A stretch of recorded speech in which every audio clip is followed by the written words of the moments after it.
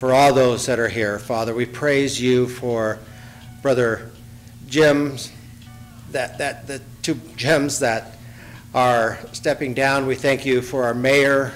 We thank you for Mayor Price and his duty to this great city, and we know that despite the fact he may step down, he is not done serving this great city. We thank you, Father, for Jim Vineyard, Father, and Brother Jim. We thank him so very much for his service to this great community. And again, with him, we know that he's not finished, that he'll continue to serve. We praise you for all those that are here, whether they be serving in a paid or volunteer position. We thank you for those that are here that may speak up today. We ask for kindness and love of one another, Father, in this Christmas season. We thank you for just keeping us together and helping this community to grow and build upon all that we have. In Jesus' name, amen. Roll call, please. Creighton? Here. Raymond? Here. Vieira? Here. Vineyard? Present. Price? Yep. We have a quorum. There are no subsequent need items that have been brought to us. But we do have, we're moving to approval of agenda as posted or as amended. Sorry, you're right. At this time, I do request that we amend the agenda to administer the oath of office to the newly elected council members as well as mayor prior to adjourning to the reception.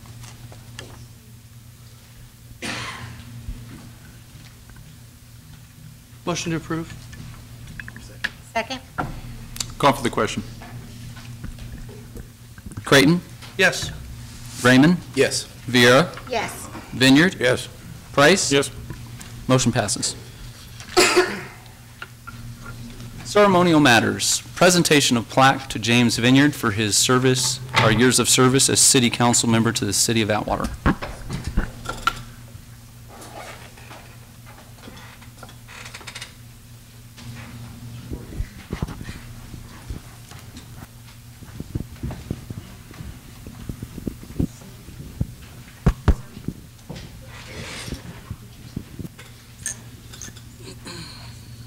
I've got to work alongside with Jim Vineyard for the last several years, and so I'm happy to make the presentation of the plaque on behalf of the city of Atwater to James Vineyard in recognition of your 4 years of dedicated service to the city of Atwater as city council member, also as our mayor pro tem, December 14th to December 2018. Thank you.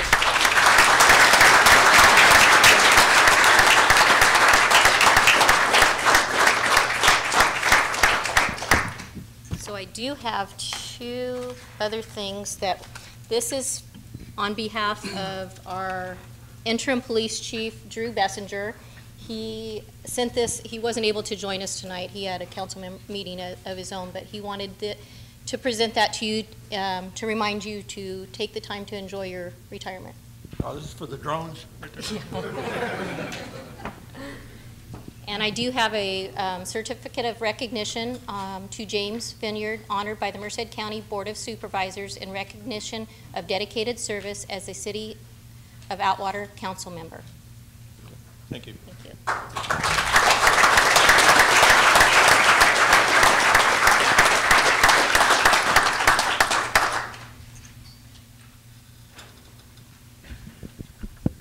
Our next item.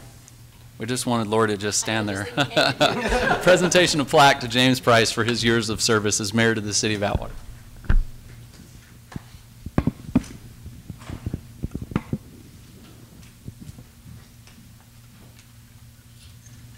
So again, Mayor, it's my honor to present this in appreciation to James E. Price for 4 years of dedicated service as mayor, December 2014 through December 2018. Thank you.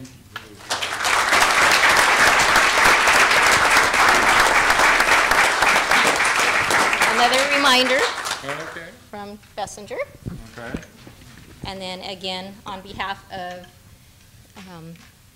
the Board of Supervisors, certificate of recognition presented to Jim Price, honored by Merced County Board of Supervisors in recognition of dedicated service as the mayor of Atwater. Thank you.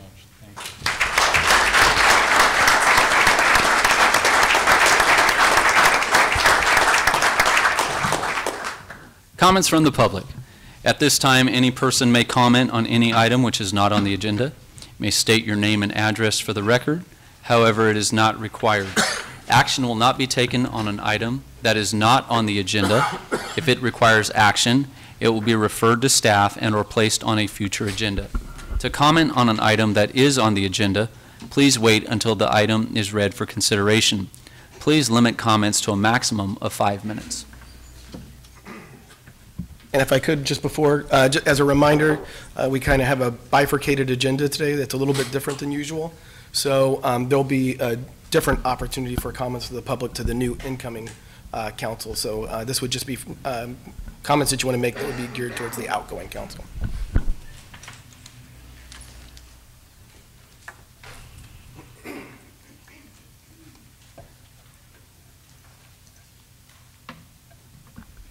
Good evening, Frank Johnson, Modesto. Congratulations. The voters have spoken, and the election results are now certified. What a landslide. The voters have clearly rejected fake news and wild conspiracy theories. I'm going to stay positive tonight, and I'm not going to beat up any lame ducks or dead horses. I too would like to see more civility and less name-calling at these meetings. So I will remain humble tonight in this victory and wait and see how the other side acts. If we all now live in peace and harmony, especially in light of Christmas spirit, that would be great. Also, I have a great trust and confidence in this new council and each of the members to do what has to be done to get this city and police department back on a successful and winning track. Thank you for your time and your support. Merry Christmas and Happy New Year.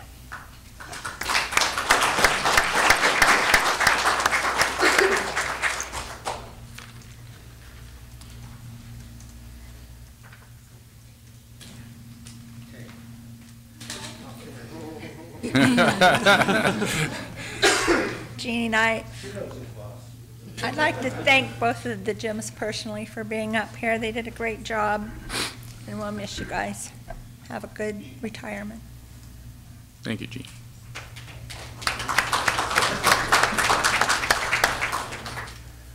Steve Mead, City of Atwater, and I'm up here for the same reason. I consider Jim Price and Jim Vineyard, despite the fact I forgot their names during prayer, apologize, as not only servants but also friends. Jim Price came to our church when we did the prayer before the election, and one of the big things he mentioned that affected all of us was above and beyond everything, he doesn't want to lose any friendships over politics or over the election. And I'm thankful for both of these men. They're great men and great servants of this city, and I thank you. Also, one more thing, I apologize. I'd like to ask the council also to consider some type of control in the area of the golf course. There's a round curve there right near our home that is constantly has people just speeding through there, slamming on brakes, sliding. We need some type of speed bumps or something to control that area. Just very dangerous, and there's a lot of kids in that area. Thank you.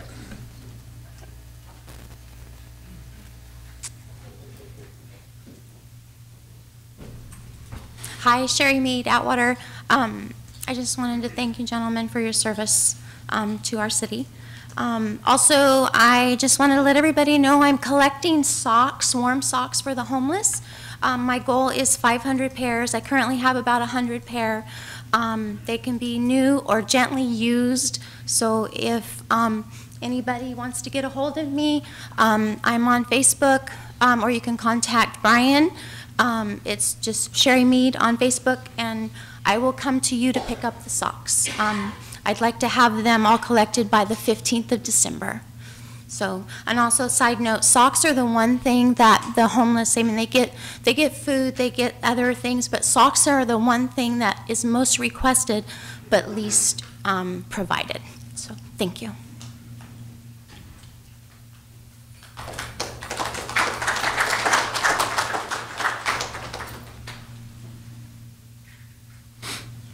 Boy, they bring everybody out tonight. Good evening, council. Yeah, you got to get better security here. They let it Yeah, I'm telling you. I just wanted to thank Mayor Price, Councilman Vineyard. You both have been great, both personal friends and great colleagues to work together. Public service requires a great deal of sacrifice to your family, and it's been an honor and a pleasure. And congratulations on finishing your service. Thank you, Adam.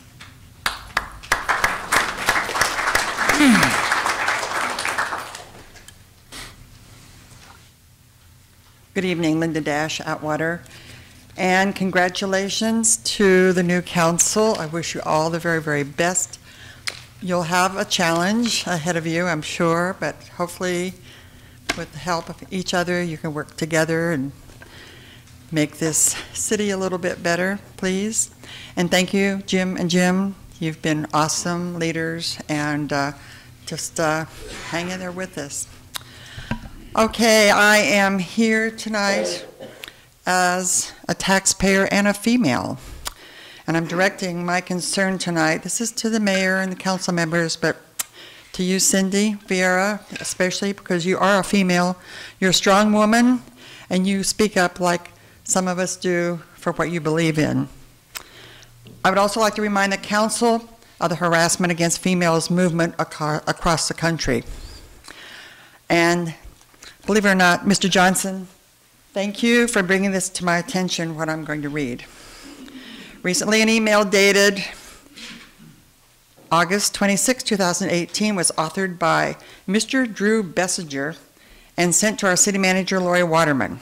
This email definitely proves Mr. Bessinger does not respect women who speak up for themselves or others. He is rude, abrasive, and defensive.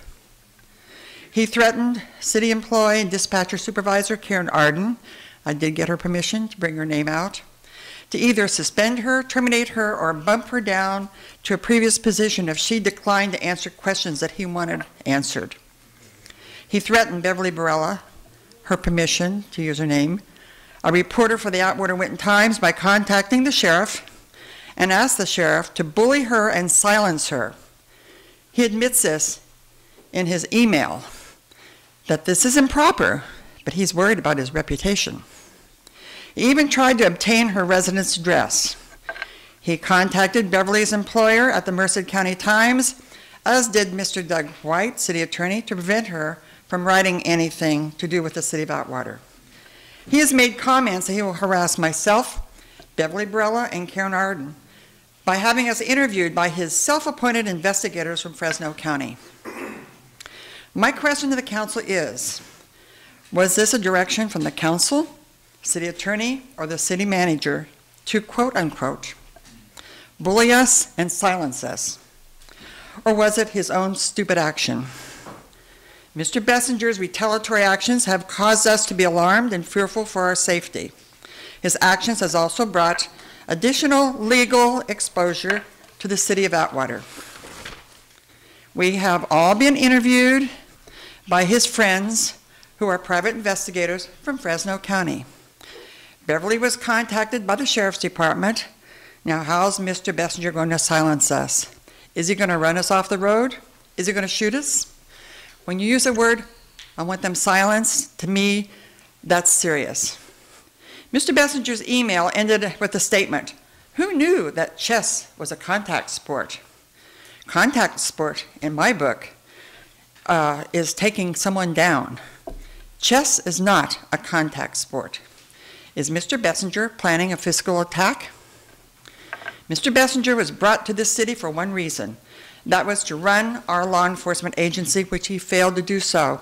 If I might say, we have others in our department right now or locally that could do a much better job. A law enforcement officer's duties are to enforce the laws and protect the public. He has done just the opposite. He's violated the law by his written threats. Mr. Bessinger is a disgrace to the badge that he wears representing Atwater, and a complaint has been filed against him. Final question to our city manager, Lori Waterman. You're a professional person, you're a female, and you evidently did nothing to reprimand Mr. Bessinger. This happened in August, folks. You should have discharged this person, and you did not. Do you approve of this type of treatment from your department head and allow him to place the city in a position of liability? Thank you.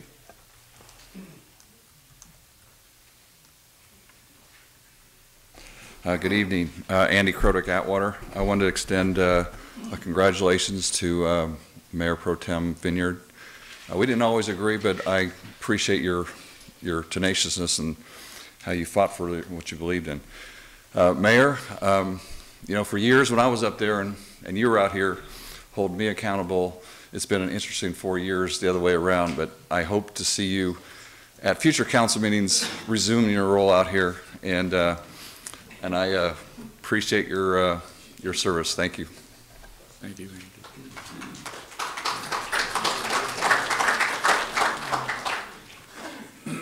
Mike Akers. I really wasn't going to say anything until Linda got up there and brought up some points regarding this email from Mr. Bessinger. You know, he made a comment in here about Karen supplying me information off of a Facebook. Well, first of all, I've known Karen for about 30 years.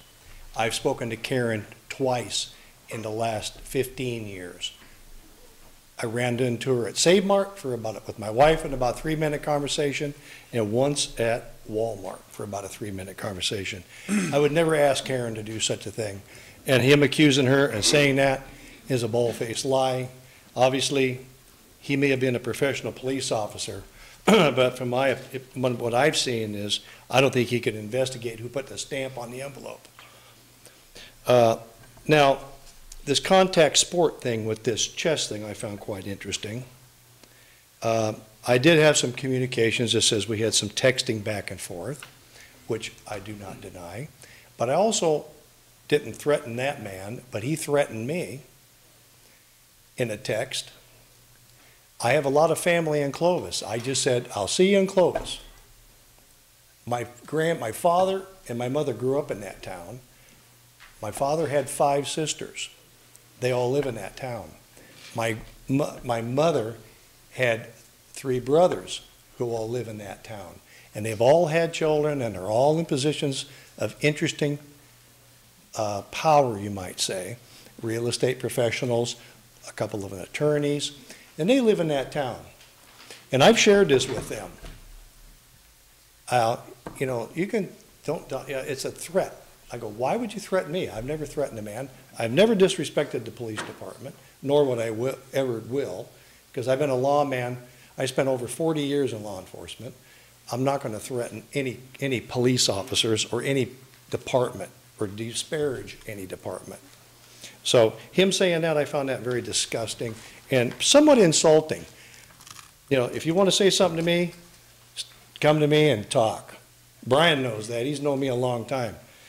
You know, put this little pithy little email. I'm sorry, that shows that the man has no backbone. He should not be a chief of police anywhere. And I'm sure Murray and Associates will appreciate the reading of that email. And again, I agree with Linda. If it was sent to the chief executive officer, being Lori, you should have addressed that and dressed him down, got rid of him, because all he said, he's opened you up to another litigation, which you've got apparently a rather large one coming down the pipe. It's like a locomotive coming, and it's coming at full steam. And then the second part, and I'll just finally finish this up. I've been called a liar on numerous occasions from Mr. White regarding his billing and all this background investigation. Well, Mr. White, I've spoken to a couple of people where you've actually made statements that you spoke to those investigators, you were given briefing on that background, and you spoke to Mr. DeWerk. I don't come up here and bring things that I already don't know. I was an investigator for a long time in a DA's office and also at the sheriff's office. I don't come up here and just talk to talk. Like I told somebody here a while back, when I bring a file up with me and I bring papers, I've got everything to back it up. So I'm not a fear monger, I'm not a gossip spreader. I get fact, and fact is fact. And I'm sure there's people in here that could speak up and back me up right now. So on top of that, congratulations, Brian, on your re-election. Paul, on your new election, your new seat, you're changing seats, and, you know, good luck.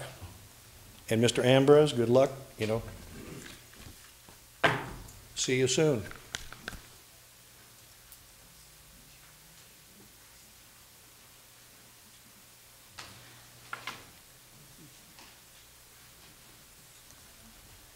Good evening, Mayor and Council. Mike Murphy, Mayor of Merced. I just wanted to make the trip here tonight to thank the two outgoing members of this council. You know, when Atwater does well, Merced does well, and vice versa. And I've enjoyed serving with Mayor Price on the Merced County Association of Governments Board, and the perspective that he's brought to that board has been enriching and helpful. And I've, you know, it's being a mayor is a unique position, and until you've sat in the chair, you really don't know how it is. But I thank you for your service. Councilmember Vineyard as well. We've had opportunity to overlap on another board, a regional water board, and thank you for your service, and especially here on the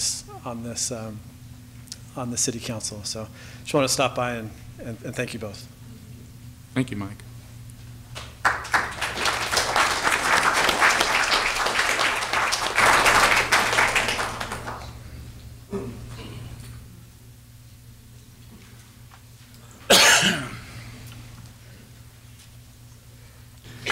Good evening, City Council.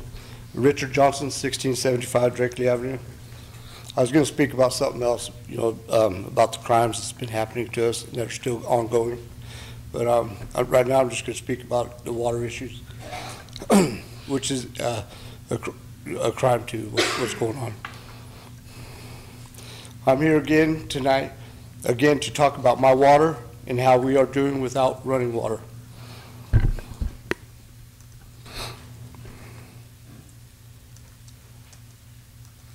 You think you're tired of hearing it? Well, I'm tired of repeating it. I heard a resident question her $10,000 water bill, and she got an answer from you. She was going to get a call. Obviously, it got cleared up. Every time I have brought up my water, I get blank stares or I am silenced. Why is that? Let me ask you this. Why not us? Do we not deserve water? Do we not get thirsty? Do we not get dirty? Are our pets not important?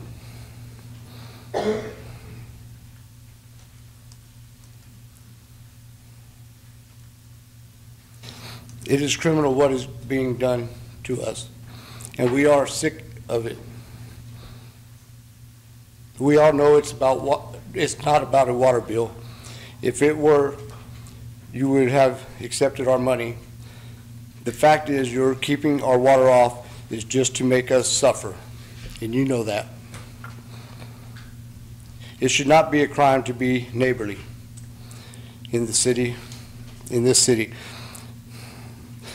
It should not be a crime to be neighborly. This city has made it a crime to help the Johnsons, and that's a fact.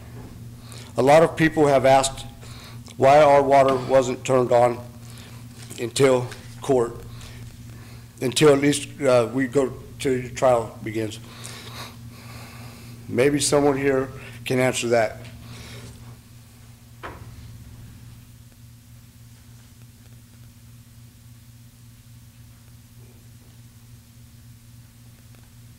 Water is a necessity that we are forced to do without in this city. It's been 4 years without water, just to let you know. I'd like to see anybody go 2 weeks without water, see if you get upset or not. Not being able to shower, not being paid for water. Richard, if you'd like to make comment, come to the podium. I don't know why I read these things. Yeah, I'm upset. You're damn right I'm upset. What the mayor and pro tem mayor has done to us, and ex-chief Joseph and ex-chief Petro, major crimes. This all started, let me tell you, this all started with the city trying to take our home that I worked hard all my life to acquire. We bought that house 14 years ago. And I'll be damned if I'm gonna just let you guys take it from us. And I ain't talking about the other council members here. I'm talking about Price and Vineyard and Petro, Lamison, and Joseph, the main characters, the main people that destroyed our lives. You took 5 years of our life away from us. And I am not going to stop this fight until we get our life back.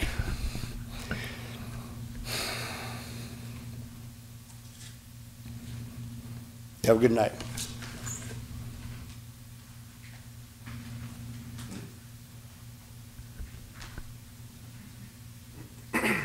Good evening. My name is Gary Arzamendi, and I just wanted to come on behalf of the Merced City Teachers Association as president.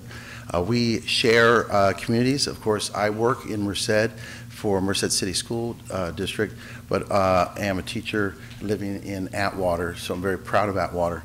So proud of Atwater that when I was in the series Journey to Bethlehem, which is a walk that you can take in the dark over about 1.5 miles there, they do real life journey. I did that with my son and his wife last weekend. They stopped on horses. They had the whole thing, and they said, "Where are you from?" And I said, "Atwater," and I got arrested. I was supposed to say Nazareth, but I was representing Atwater for you because I'm proud of Atwater. They took me in the back. It was just a little fun thing, and they said, "Is this your first time?" And you got arrested. I said, "Yeah, because I'm from Atwater, but that's okay," and I'm proud to be from Atwater. So, we share teachers in this area. We're proud of our schools, both in Atwater and Merced. I want to wish those of you that are stepping aside, not necessarily down, I want to thank you for your service as mayor and also as council. I know it's a rough ride, and I appreciate your time and effort. I want to also congratulate and welcome the newbies and our new mayor. God bless you, and thank you for the opportunity to tell you how much I appreciate you. Thank you. Thanks, Gary.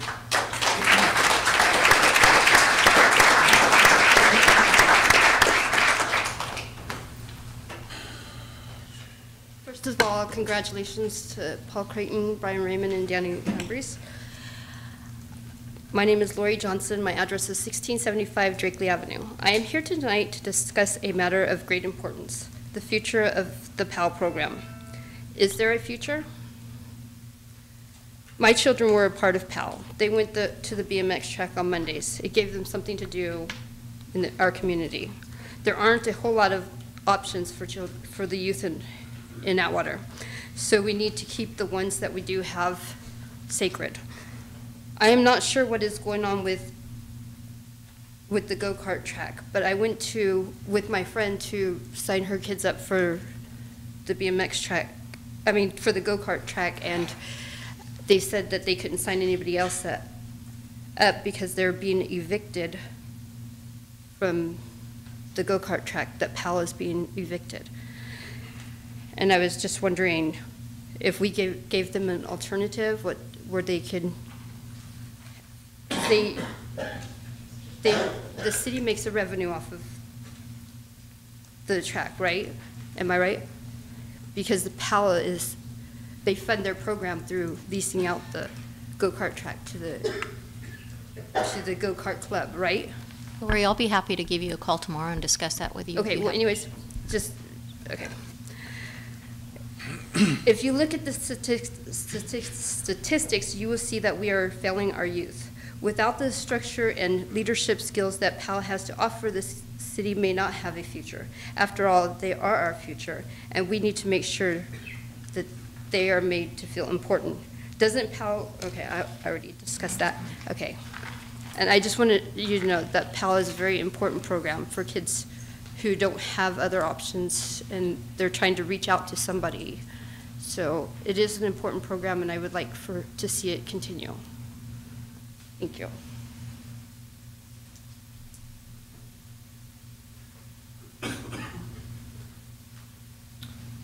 Hi, I'm Jason Black, and I'm from the Atwater Kart Club. I can answer a lot of her questions, but I'm here in interest to re-signing a contract this year since Kerman is out. So I would like to see if I could put that back on the ballot. for the next meeting. Or if you'll write your number there, I'll give you a call tomorrow.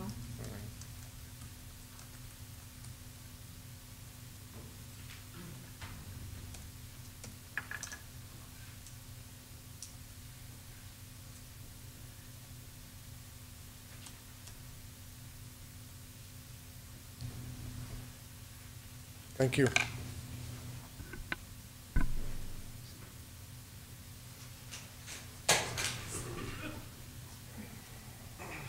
Love the hat, love the hat. I'm in the spirit. For the outgoing representatives, thank you so much for your service. Please state your name for the Oh, Chris Kofeld, Atwater resident. Again, for the outgoing servants, thank you for your service. And for the newly elected and re-elected, congratulations. One thing I did want to see if perhaps on a future agenda, if you could perhaps discuss making it possible to have a banner across a major street. And the reason I'm asking is, for the Livingston Crab Festival, I made them a large banner and they put it right across their main street. And then a couple weeks ago, we had Small Business Saturday, and there was no promotion for it. As a matter of fact, I was kind of dismally disappointed. I had all my stores set up for Small Business Saturday with gifts and everything, and really didn't draw very many customers. But I was watching videos from Gustine. Their streets were full of vendors, and they were very busy supporting small businesses. So it made me think, why don't we have a banner across a major boulevard like Bellevue or Winton Way or Atwater Boulevard that says what our events are, you know, whether it's 4th of July or Christmas parade or something like that. Might be a good idea. Thank you.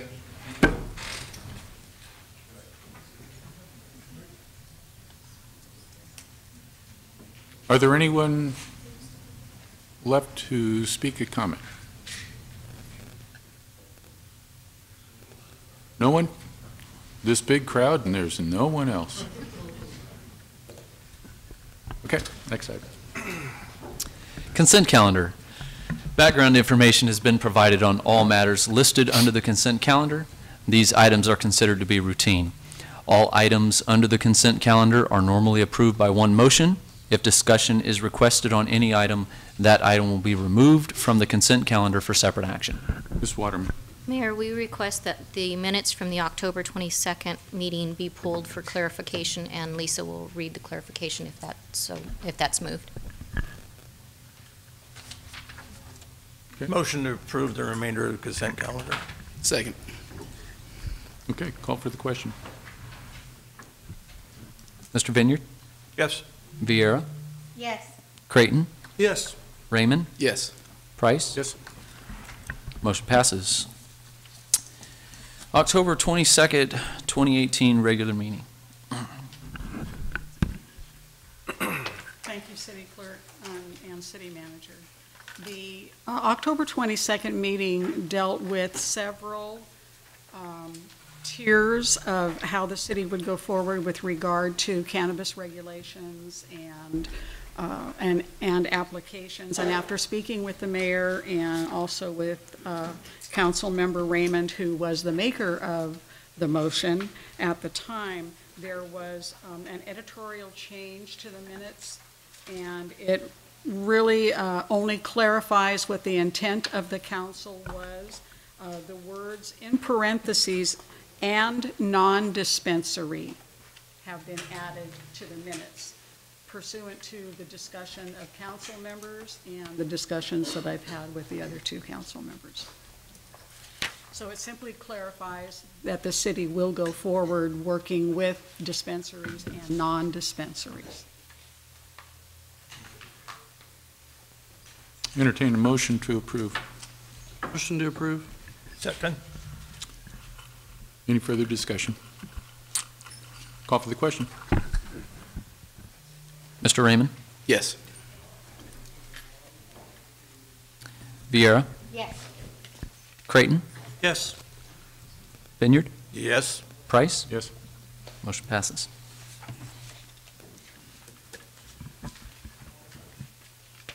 November 6, 2018 election results. Resolution certifying the canvassing of votes in the November 2018 general municipal election. Okay. The result. Yes.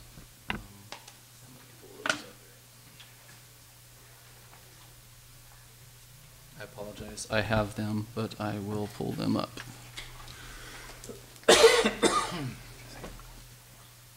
Okay, so in district number 4, we have Mr. Raymond as the winner. In district number 3, we have Mr. Ambrose as the winner, and as the mayor, the winner was Mr. Paul Creighton. Okay. Entertain a motion to certify. So moved. And I'll second. And we will open to public comment. If there's anyone wishing to speak to this item, they may do so at this time. Please come to the podium. Okay, seeing none, call for the question. Mr. Vineyard? Yes. Ms. Vieira? Yes. Mr. Creighton? Yes. Mr. Raymond? Yes. Mr. Price? Yes. Motion passes. Next item.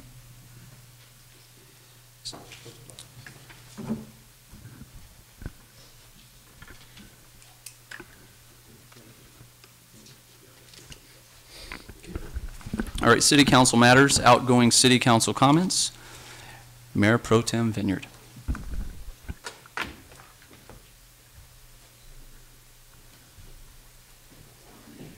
don't need the mic. Yeah, you do. I need the mic, something's wrong.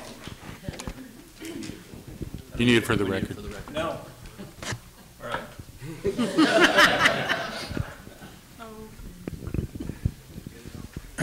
4 years ago, I started this speech. Because 4 years ago, I said I wasn't a politician, and I wasn't planning on running a second term. Didn't matter what went on in the city. My objective was to try to move the city forward. And I've been writing this speech and changing this speech ever since.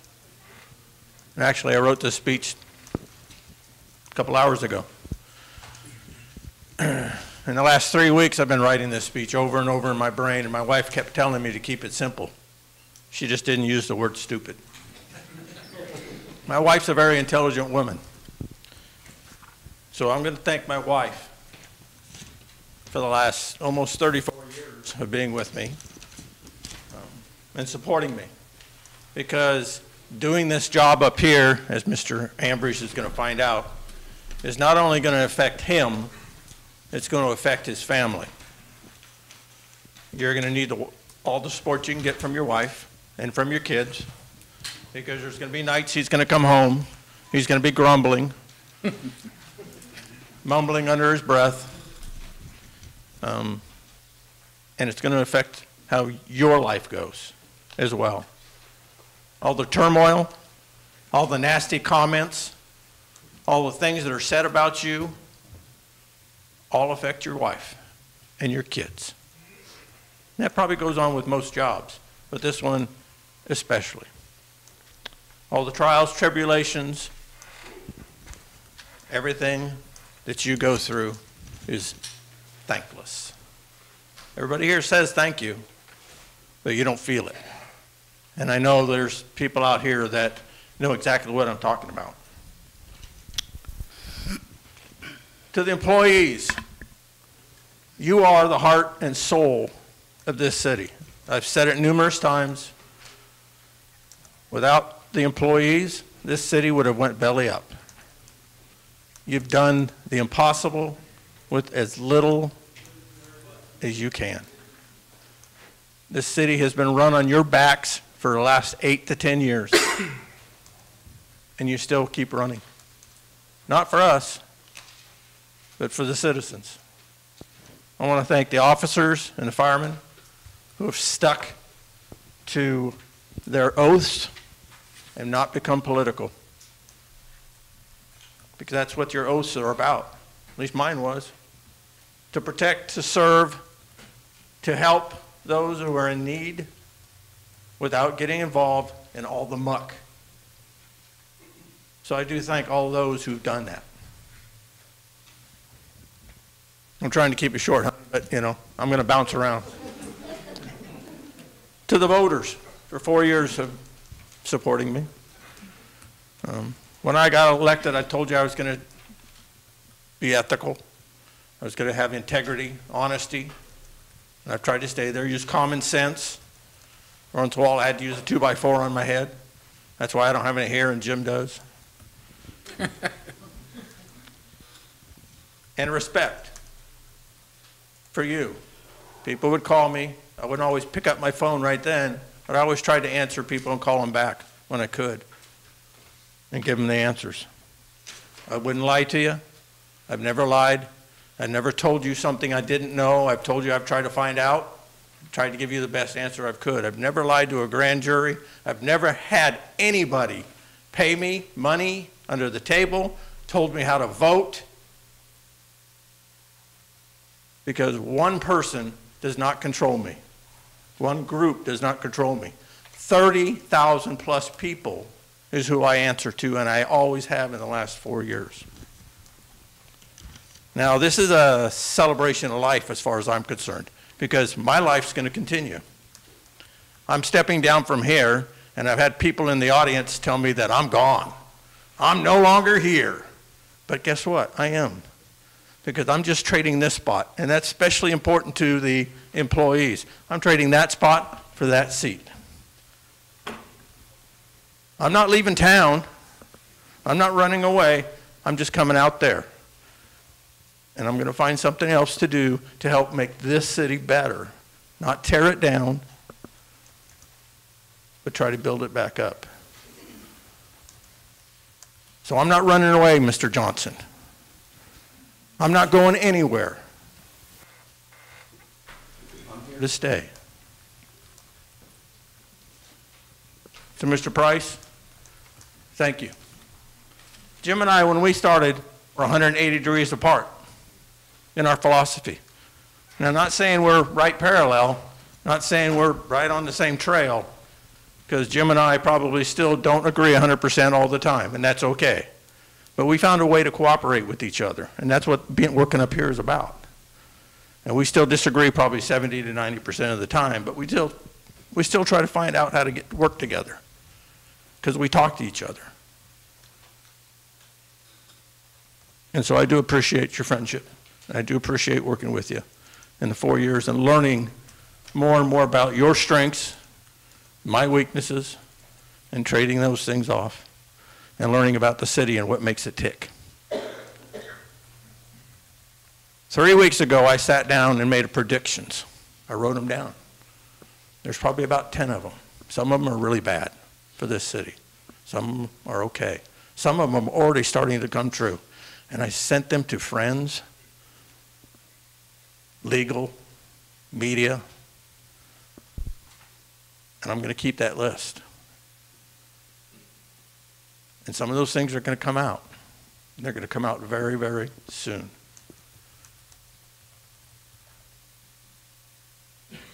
Merry Christmas.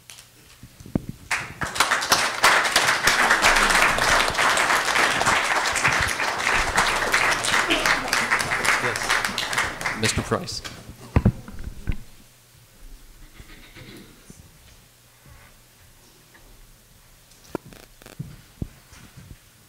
I guess it's my turn.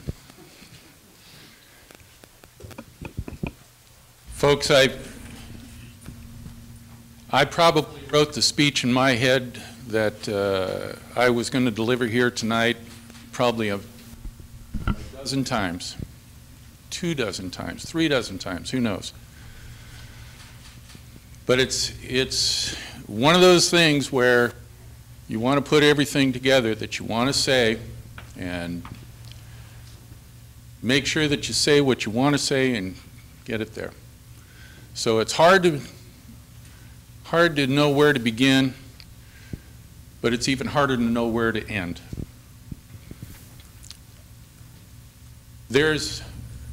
Well, let me start off by saying this.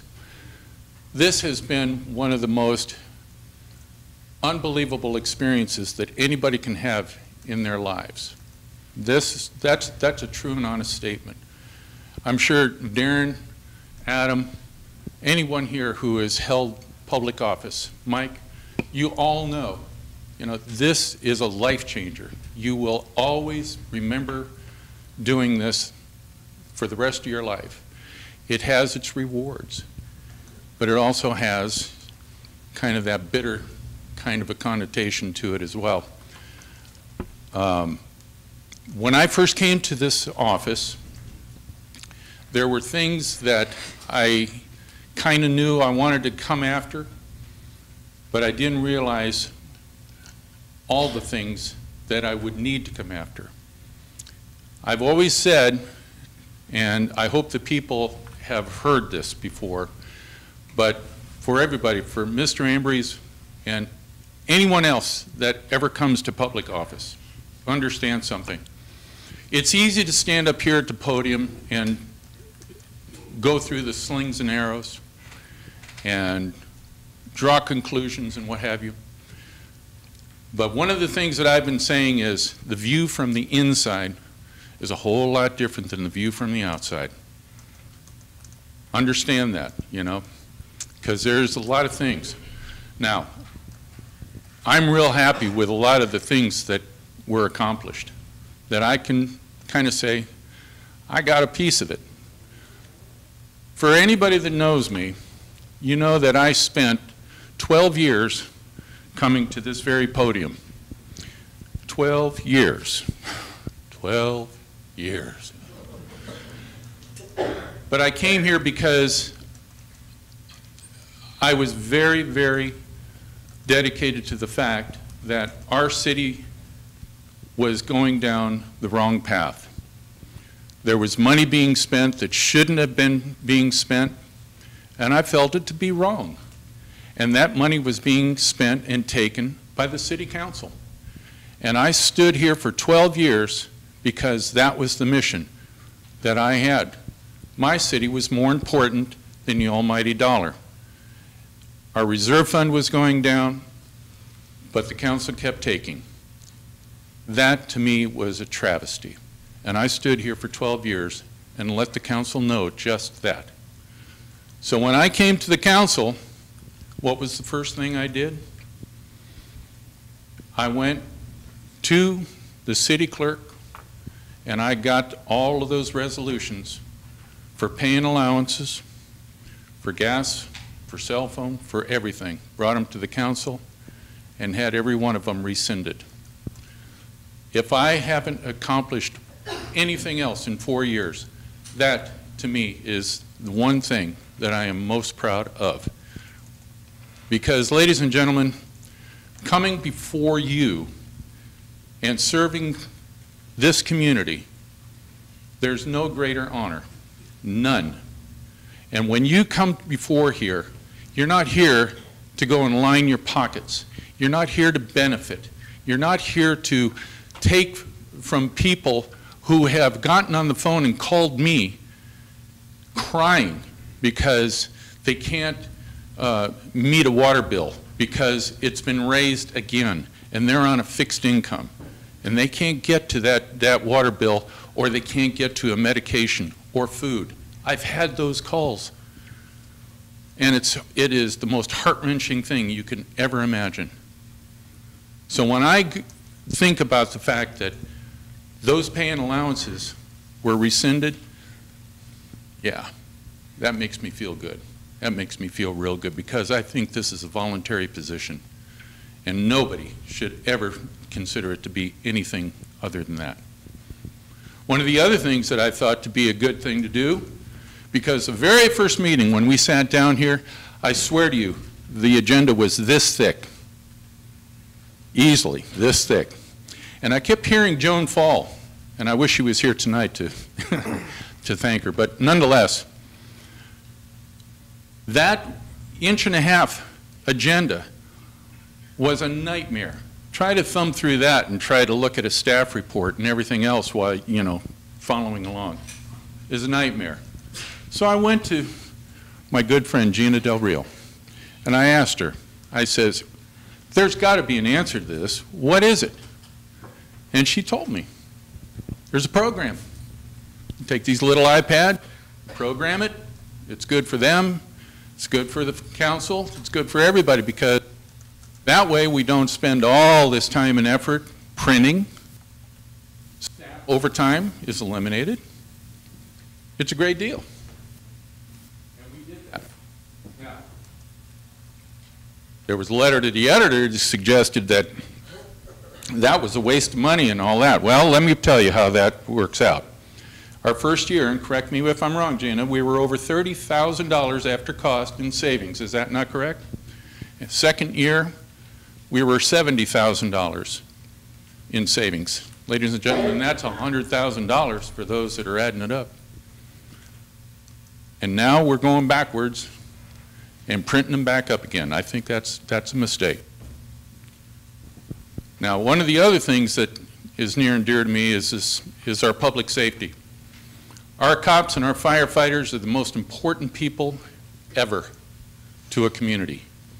You don't get anything here. You don't get businesses, you don't get residents, you get nothing if you don't have good, solid public safety. And we're in serious trouble with that right now. Our police department, and I may be off on one or two numbers, but not by many. We have 10 patrol officers and 6 sergeants. 10 and 6.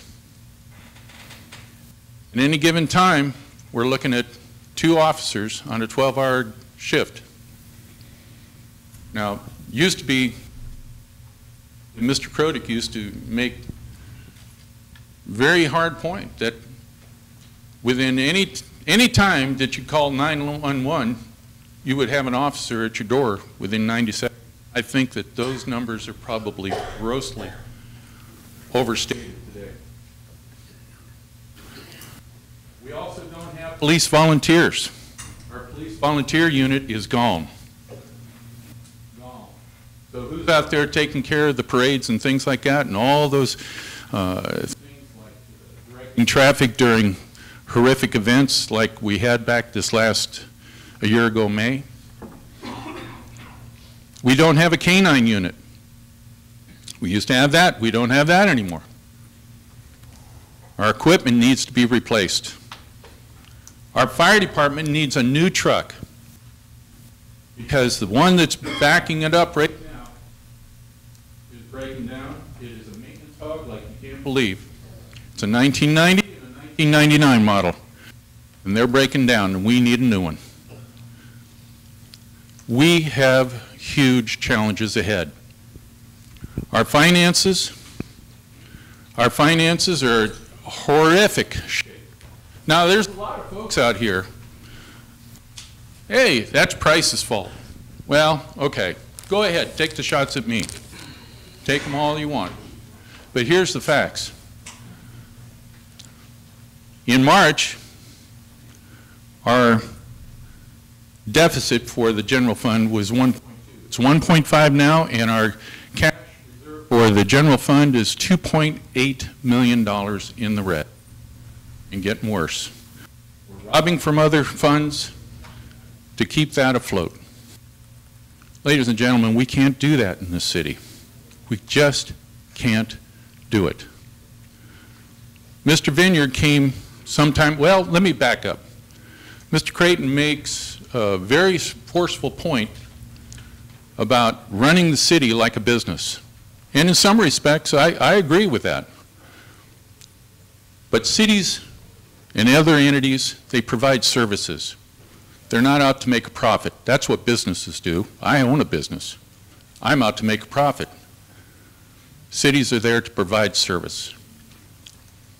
Our police department is woefully, woefully under-equipped and staffed, as soon our fire department will be if we don't take action on that.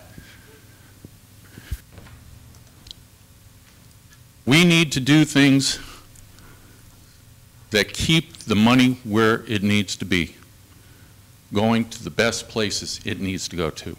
Now, where's the money going? Well, Mr. Vineyard brought a very good, what I thought to be a very good motion to the council here a couple months back. Just a simple inquiry about legal services. Let's see what we can do about maybe going out to check to see if we can find legal services that are cheaper than what we have right now. I thought that to be a good idea, and I'll tell you why. Because today, in today's numbers, we have paid since March to Churchwell White $637,000 of your dollars. $637,000. Rising. What about the streets? What about the parks? What about buying a new fire truck? Think of this. $637,000. We paid 2 police chiefs. For how long? We went out after a new city manager. Over $40,000. Add up those dollars, ladies and gentlemen. You'll see where your money's going. I stood at this podium for 12 years because of the city council taking money that was your money that should be going to other things. That money added up to over $1 million over 12 years. This is over 8 months. We're pushing $1 million. Are the parks any better? The fire truck any better? Think about it, folks. We got serious issues that need to be addressed. Okay. Enough of that. I will lastly say this. You know, it's a sad thing when you come to this kind of a position and friends that you had put politics over friendship, and friendships become less important than those politics. And that's a shame. That is a doggone shame, because there's no reason that there should be any kind of politics that ever gets in that kind of a way. But it does, and that's a damn shame. That is a shame. We're all living in this community together. And look at what happens. I want to thank all of you in the staff, all of you. You're heroes to this community, every one of you, every one of you. Public Works is the backbone of this community, especially in the wintertime. These guys are out clearing drains and doing all kinds of stuff. Brian, you make sure that you let your folks know just how much I personally appreciate what they do for this community. And all those that were working the offices and everywhere else. I can't say enough. One other thing I want to say, and I know I'm going long here.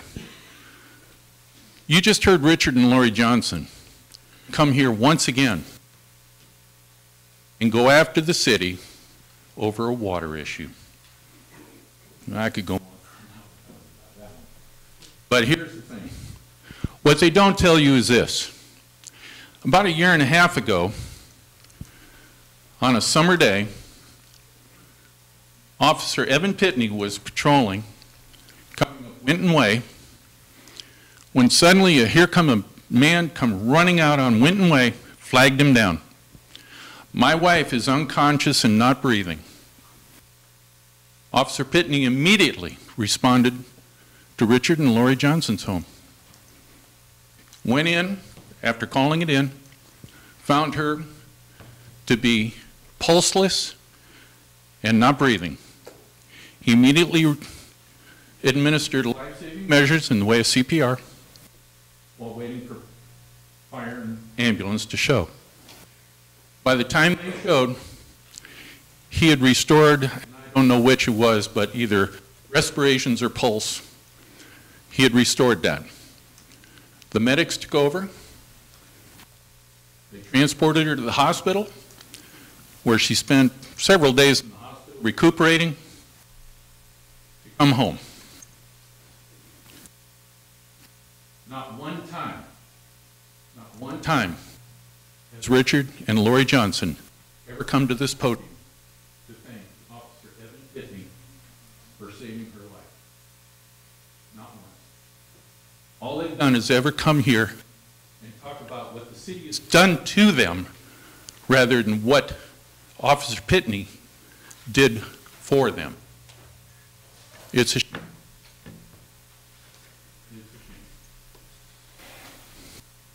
Lastly, I just want to say I have made a lot of good friends in this community, and they've all been great supporters, great supporters. And I want to thank every one of you. But the biggest supporter of all, she's looking right in that camera right now. Baby, you're the best. My wife, Robin. God bless every one of you, and thank you, thank you, thank you.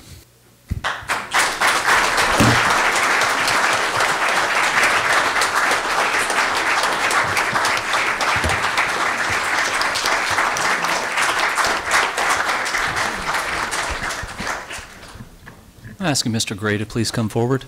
We're going to be actually administering the oaths of office at this time. Assemblymember Gray, would you please come up here, please?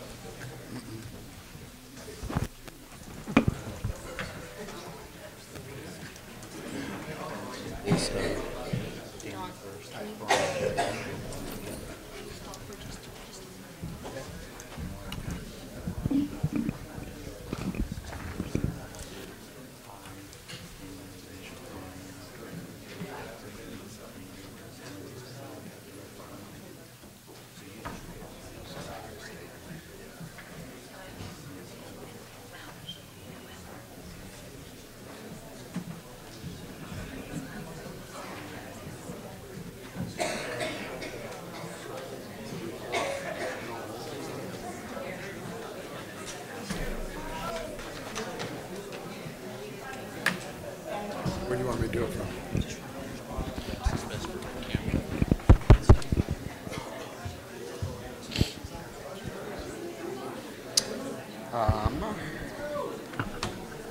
What's Danny's last name? Ambrose.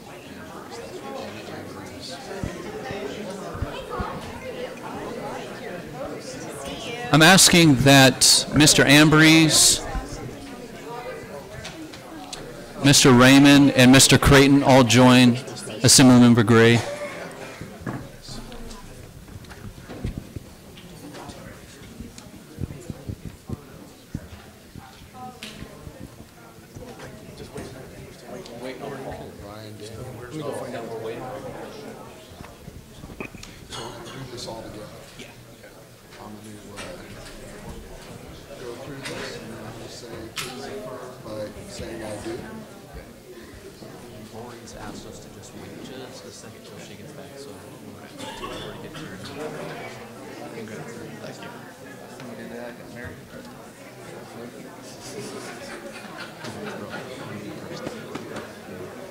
Unless you guys want to do it line by line. Your call, boss man. I do.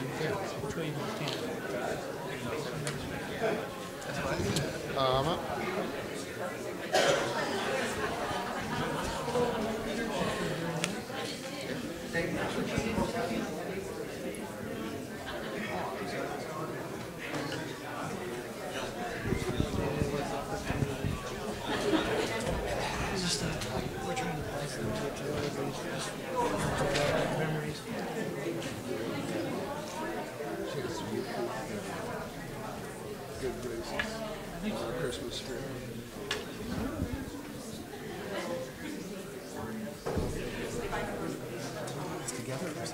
We're going to do the three of us. I don't want to...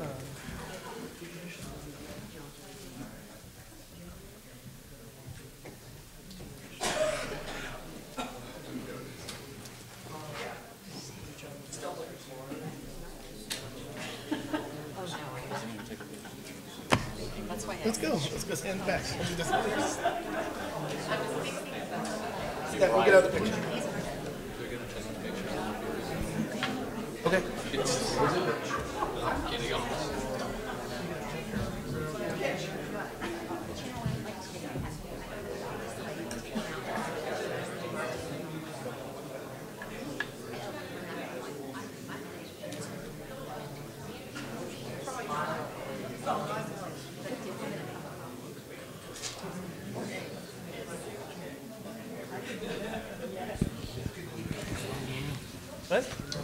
Start.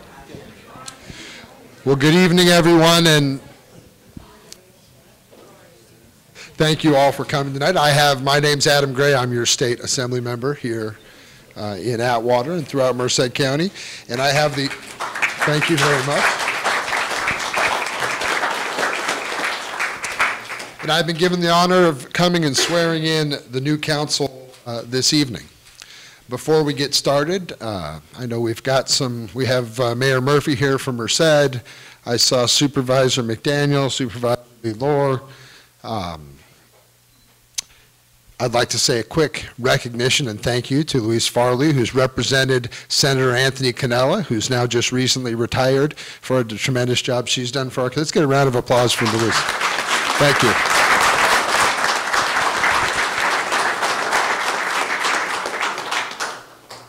So normally we would begin with the mayor and we'd move to the council members, but the incoming mayor has asked that they do it all together in unity.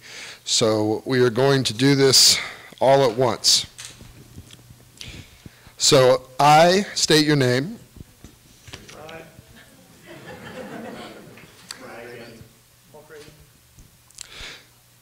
Do solemnly swear or affirm that I will support and defend the Constitution of the United States and the Constitution of the State of California against all enemies, foreign and domestic, that I will bear true faith and allegiance to the Constitution of the United States and the Constitution of the State of California, that I take this obligation freely, without any mental reservation or purpose of evasion, and that I will well and faithfully discharge the duties upon which I am about to enter.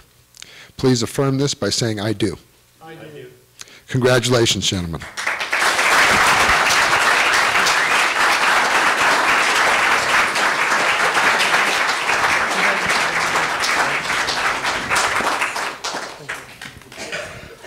Let's see, we got two for you. Yeah, we need to sign those. Danny. And we'll go take care of that. As soon as this is done, we're going to sign those. But let's go ahead and try it now.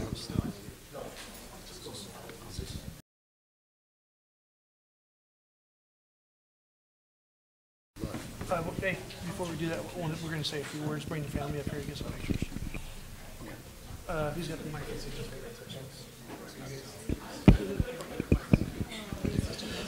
Okay, I want to tell everybody thank you, thank you, thank you.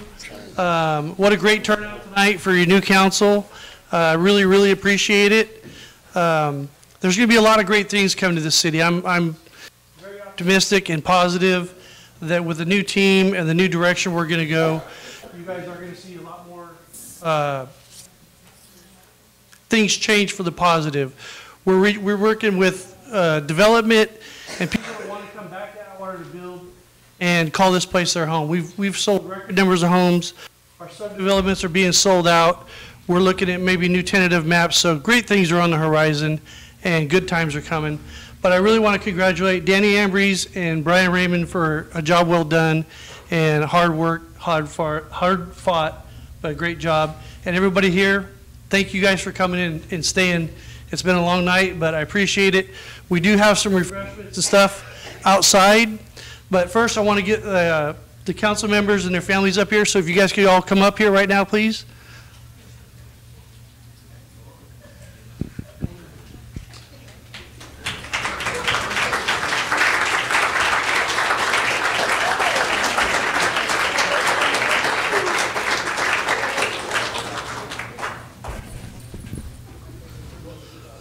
So we have Brian Raymond's family over here, Danny Ambrose, and my family.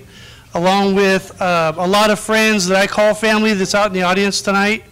I really appreciate you guys taking time out of your day to come and spend it with us tonight. This is a really special moment. This is a big deal in my life and a big deal in their life.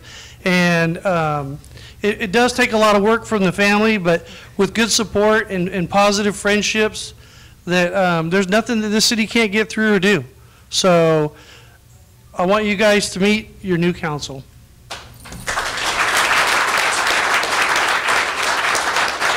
We're gonna take a recess. We have coffee and cookies out there. We're gonna take a recess to visit with everybody that's come out tonight.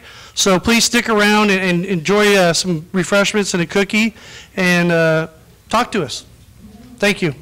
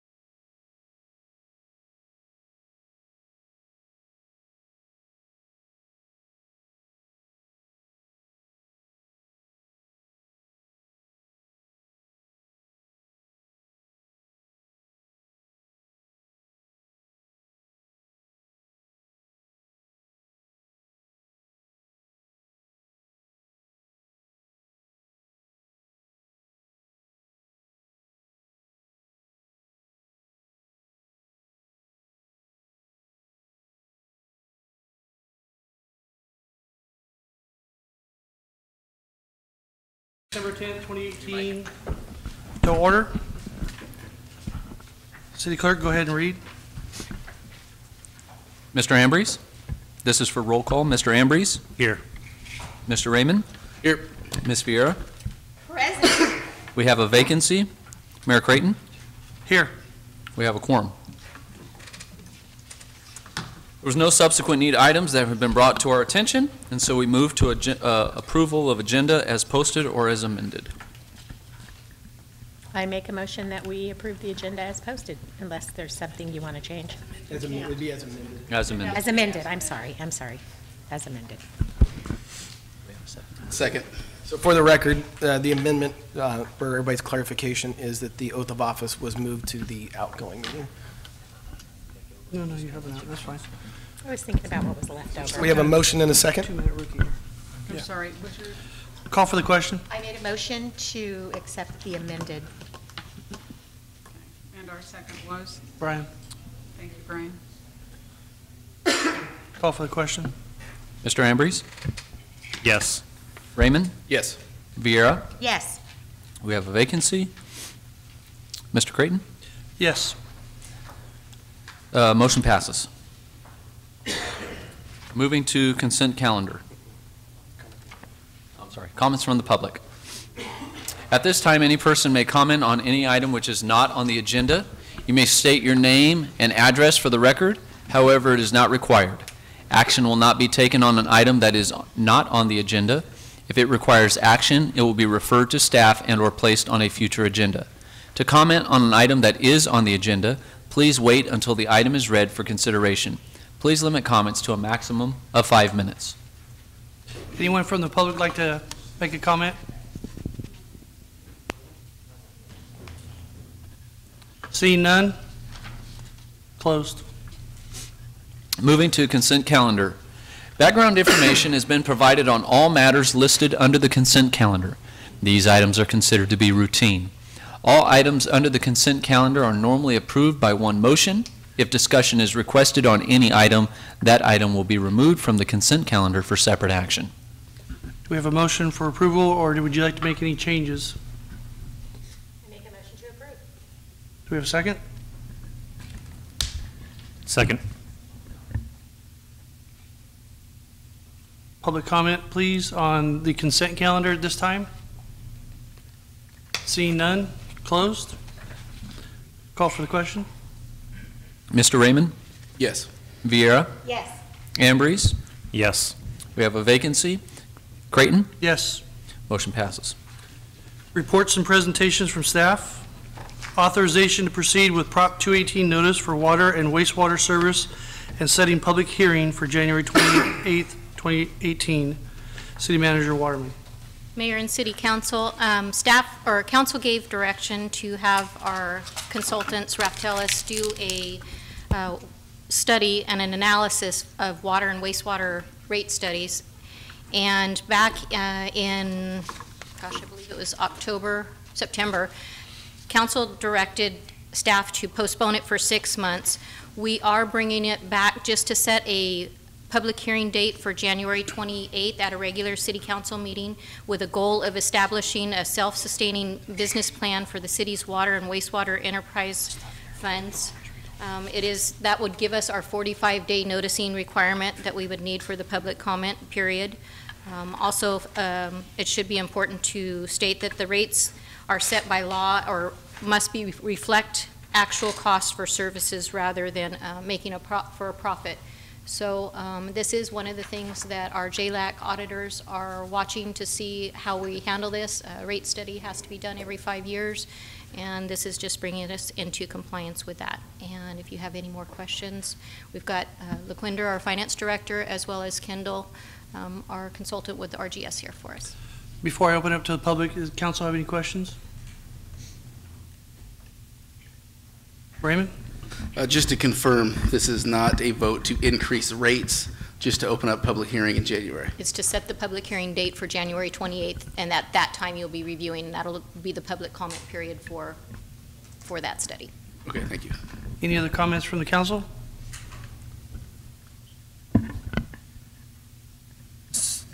So how are we going to let our residents know that this is going to take place on the state? So we have a flyer that will go out in the city bills as well as our website. I It'll be believe the posted here. newspaper as well. It'll be our utility newsletter and in the city bills that go out too. I believe, and LaQuinder can, if there's something I missed on there. According to the Prop 218 requirement, we have to notify all the property owners regarding this increase or the study. We will be sending out a notice 45 days prior to the public hearing. Then we do publish in the newspaper for 2 weeks regarding this study as well. So, and then we will be taking any protest, anybody wants to protest against this, we will be taking those during those 45 days as well. Thank you. Any other comments from the council? Seeing none, I'll open up to the public at this time. Cold in here. I mean, it's freezing. I'm under it. We'll turn that off. Seeing no comments, we'll close the public comment section, or did you want to get in? Okay. I'm just curious if by some chance that we could have. Please, sorry, you need to speak in the mic. We've got to have the recording of it. Mary Ann Amaranth, 3561 Emily Way. Is it possible that in conjunction with that notice that we get in our billing, if we could perhaps get an update about what's going on with our actual water? Yes. As far as the contaminants or what we are. We actually have a consumer. I personally would feel a little bit better about dealing with the rate increase if I knew my water was okay to be drinking. Yes, we can share our consumer conference report, Brian, and then also maybe sit down with you after the meeting or what your leisure and go over all the projects that the Public Works are working on right now. Okay. For the water system. Any specific questions you have? Thank you much. Okay. The TCP notice goes out on quarterly basis, so you should be receiving something in mail. The 123 TCP is the outstanding issue. The other issue is what are you talking about? Fecal matter in our. No, that was a misunderstanding. We clarified that night. Okay. The laboratory did a missample. So when they did the water sample, they actually touched the bottle and they contaminated themselves. And then Brian Shaw with the Public Works Department recontracted out. We terminated that company and went with a new laboratory company, so we didn't have to go through that. The waters does not have that fecal matter in I'm it. trusting you. I drink the water. Okay.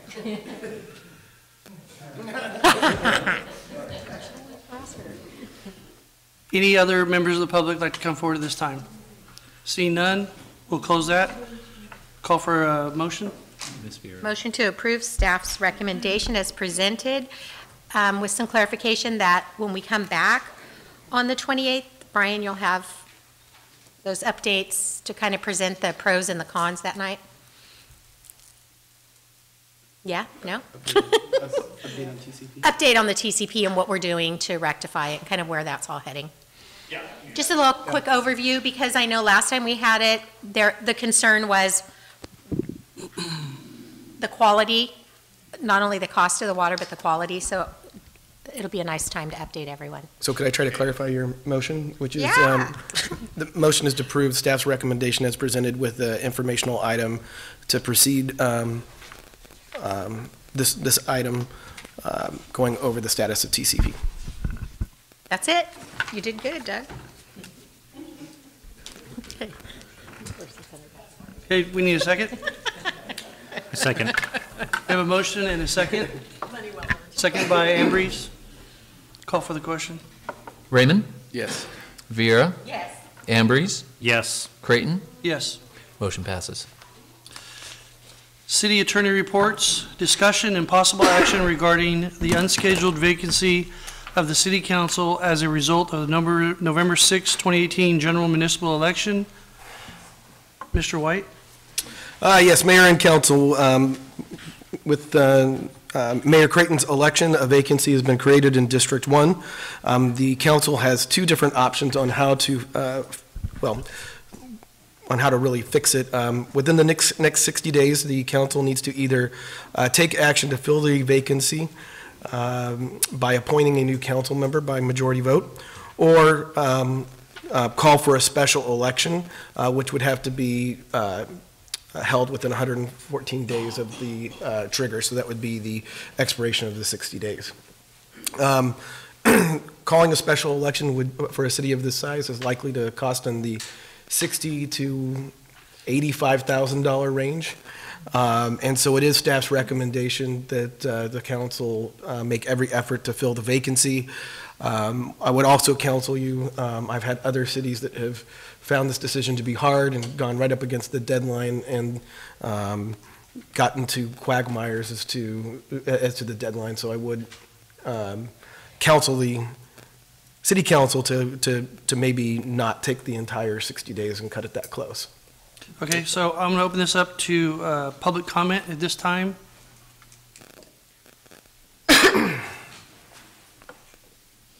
Would the city, Please state your name for the Frank Johnson, Modesto, would the citizens of Atwater, would they be able to do recommendations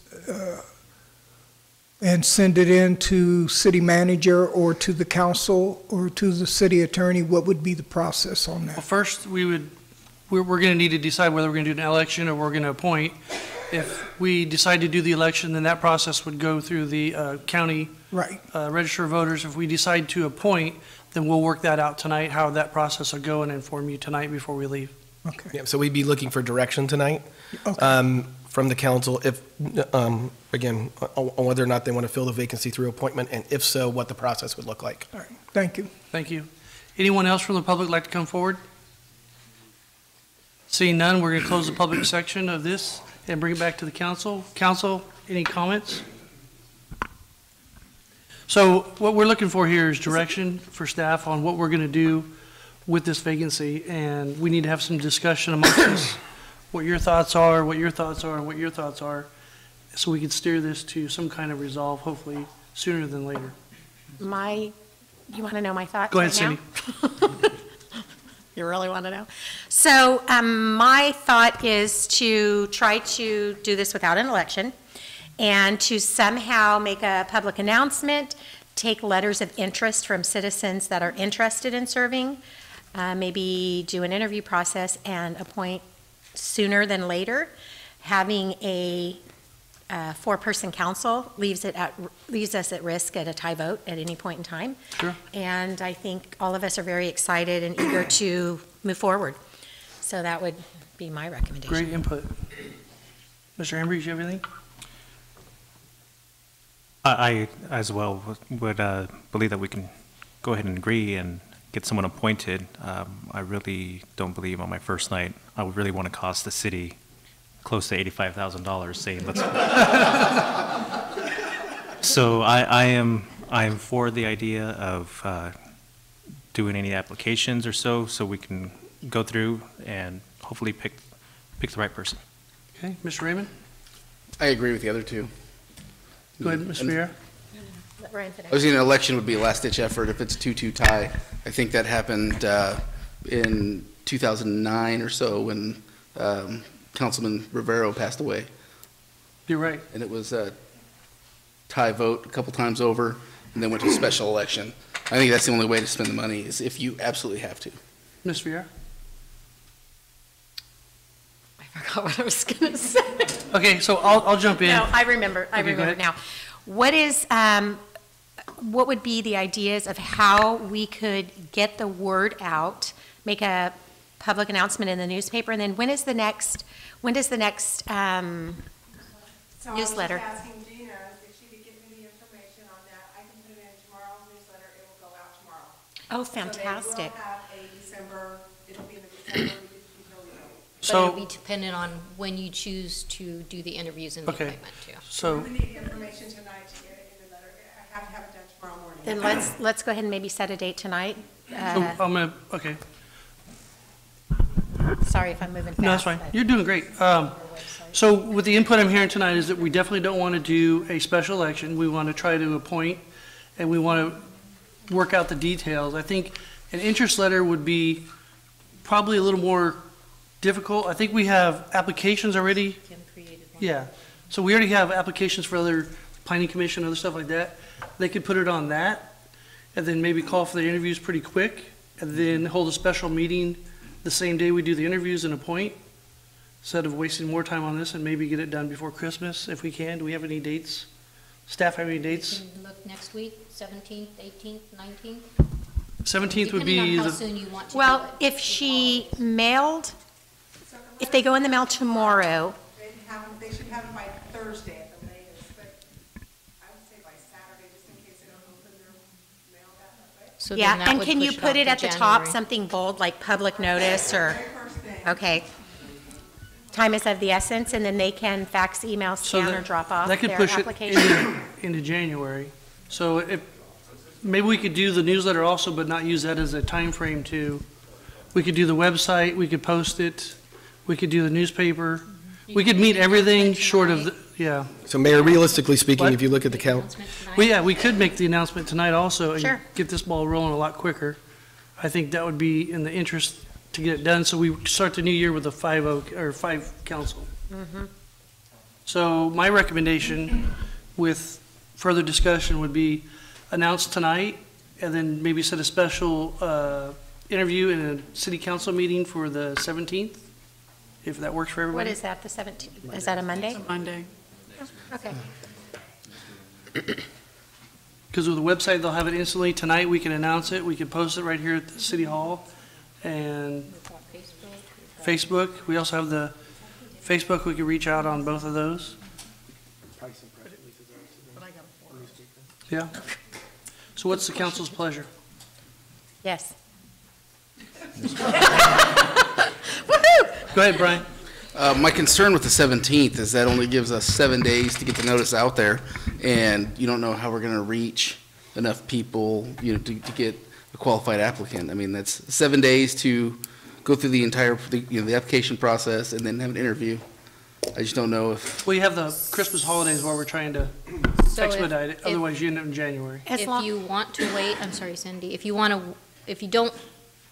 don't do it that week because of the holidays, it'll be either the first week of January, the second week of January, then we have a meeting on the 14th, so I think it's, Is the 14th the first meeting we have in it's the January? first meeting in January, but if you're doing an appointment, you want to give that person an opportunity to be able to review the material as well, so just something to think about. So if we cast it out, let me think out loud, if we did for the 17th and we were unsuccessful at getting a candidate, then we would be able to continue it. What's to- wrong with doing it like on the 20th? That gives them at least a 10-day Thursday? opportunity. Is that Thursday? That'd be the Thursday. Yeah.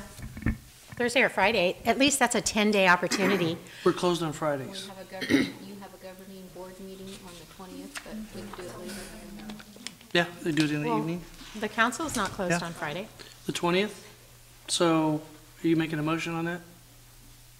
The 20th Thursday? Yeah. Make a motion to immediately get the newsletter out, do some press releases to the paper, have applications turned in, and we will meet and do interviews on the 20th. Okay. And Do I have a second appoint- on that? When we can. we should probably get a time. Since Oh, if you're going to announce tonight, then I would suggest the motion come with a time. We Well, have some, like, we have what some if we do schedules a we have to meeting- work around. Danny has, Yeah, I'm not off of my actual job until 4 o'clock, so. so say I'm- 5 PM? Why don't we do 5:30? 5:30 is And this fine. is my thought is, you have up until 5 o'clock to turn in your letter of interest, and then we meet at 5:30. Perfect.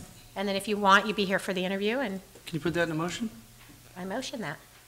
I make a motion that, you Okay, got it? we got it? Woo-hoo! So do I have a Girls, second? Guys, we're rolling. Do I have a second? Yes. Second.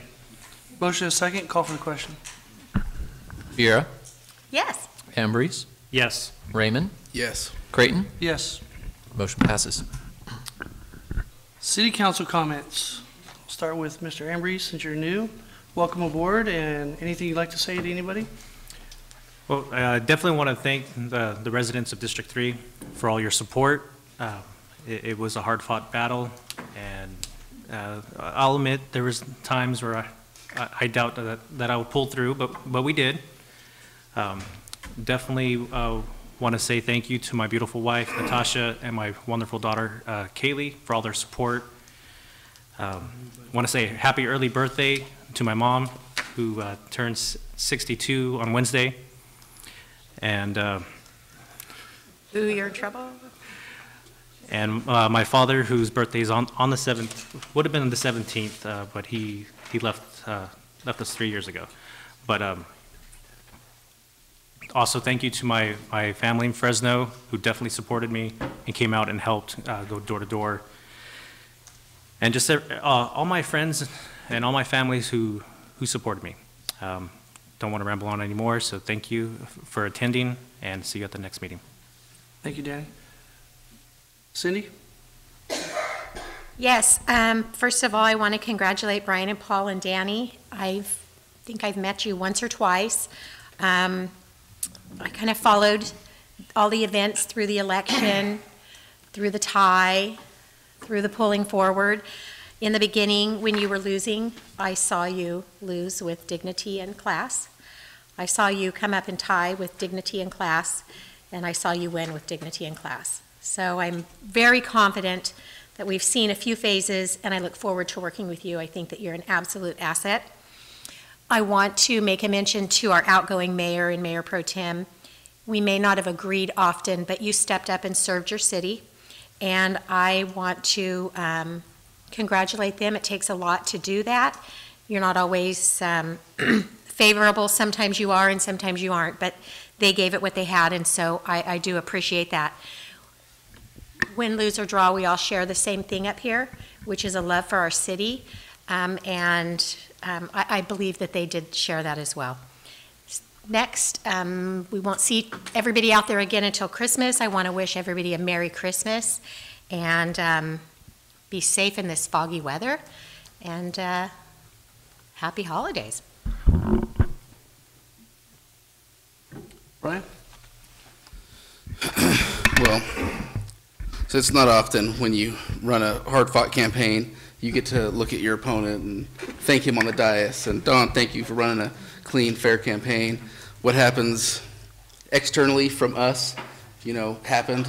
But I know, you were true to your word, and I was as well. So I want to thank you for that. And to continue, it was humbling to receive the vote of confidence from the people of District 4, putting their faith in me to elect me to a new 4-year term. I'd like to thank my wife and kids, my mom, my grandma, the family came out here, Darren and Buffy, God bless you guys for everything, Jeannie, Corey, the list goes on, Andy Krodick and his family. It's just, it's very humbling to have all the support. They've all stood by my side during all this, the ups, downs, highs, lows. Darren, you didn't have to go through the campaign blues this time. You're lucky. But congratulations on getting reelected again as well. I know it was back in June, but you did it. I would also like to thank my consultants, Lee and Scott, for all the work they did.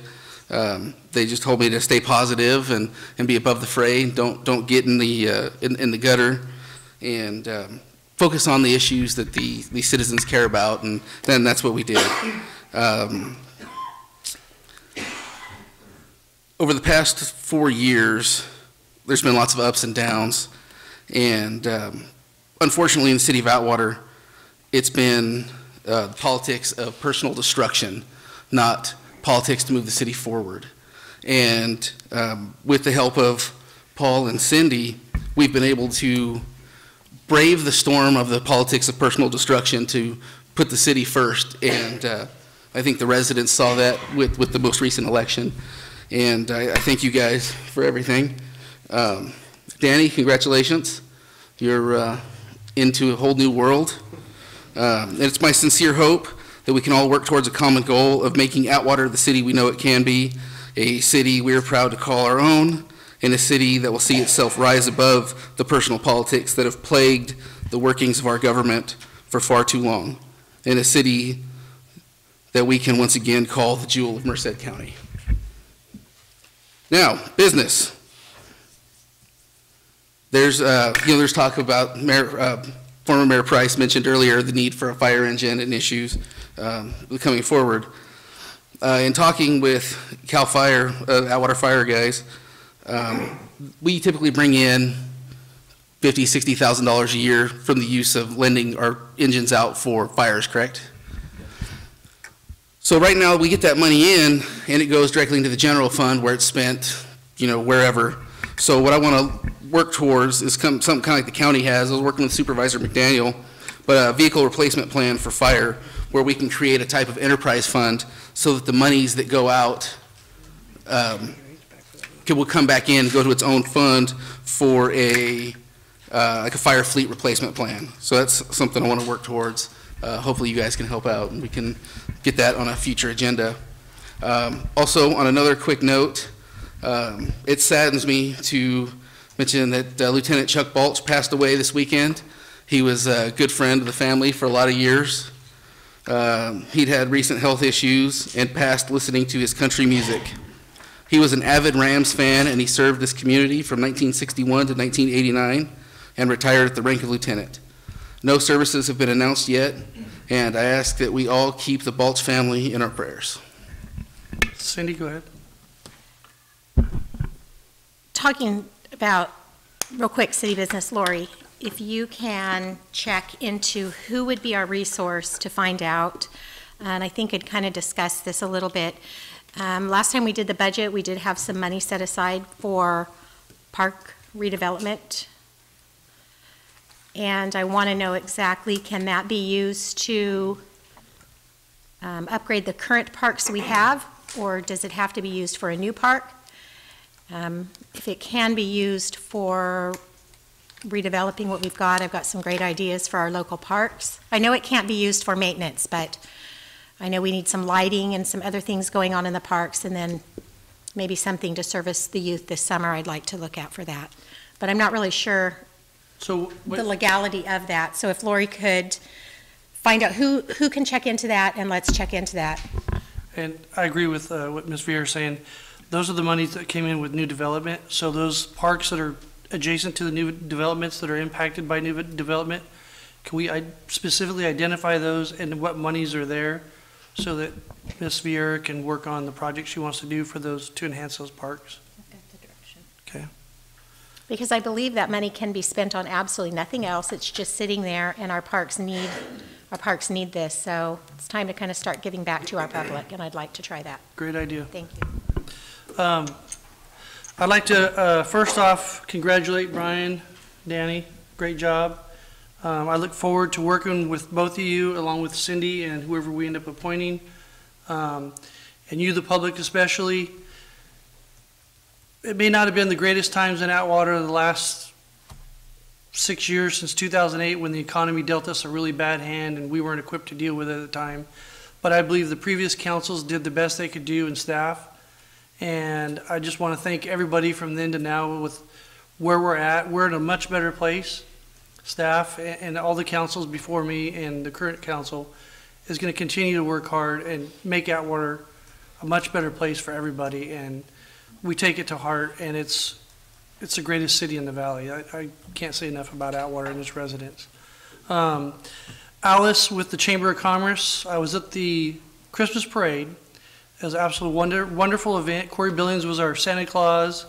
Some of the local businesses. I know. That was really Santa. That's what no, not that Santa, the other Santa. Oops. Yeah, the other one. Not Corey, I'm sorry. But a lot of the businesses, there's a few businesses downtown that put external lights on their facades to light it up for everybody. Adam Reed, Matt Anderson, and a couple others, the thrift store, the antique store, and the barber shop. I want to thank you guys. You made it safer down there, and it was much appreciated. Also, I want to thank Adam Gray, our state assembly member, for coming in tonight and swearing the three of us in. And we did it together, and the reason I wanted to do it together, because the five of us, when we have five of us up here, we're all five. We're equal.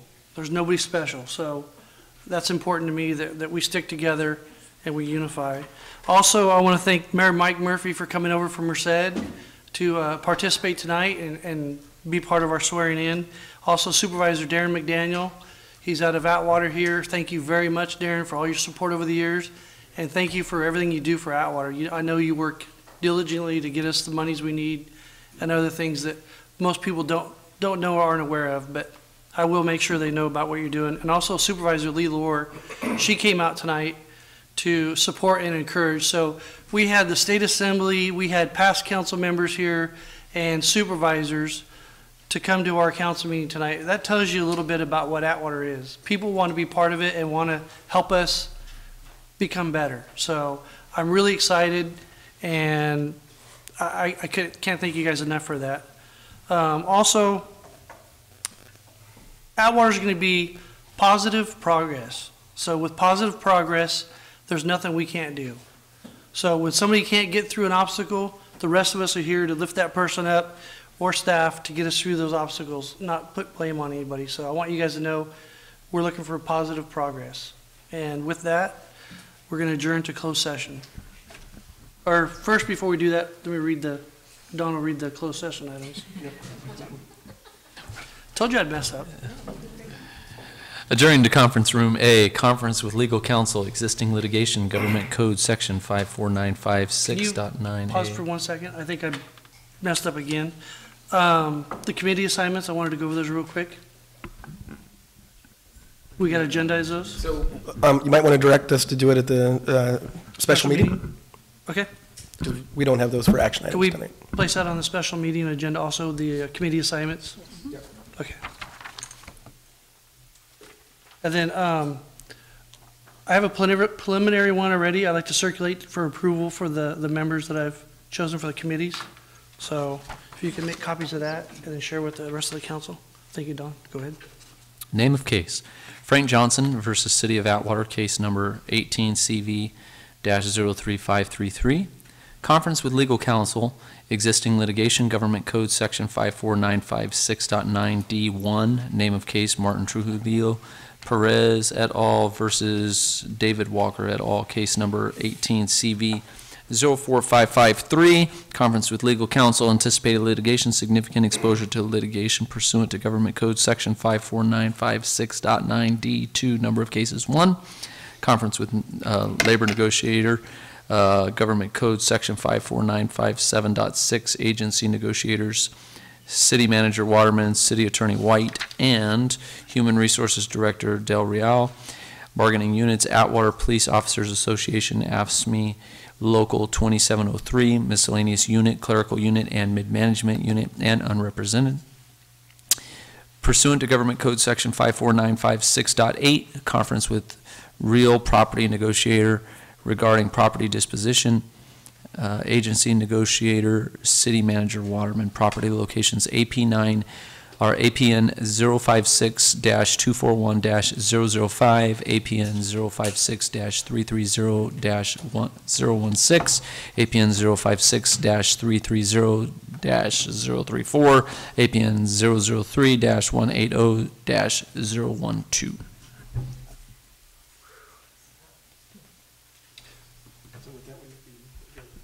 So with that, we'll adjourn to closed session.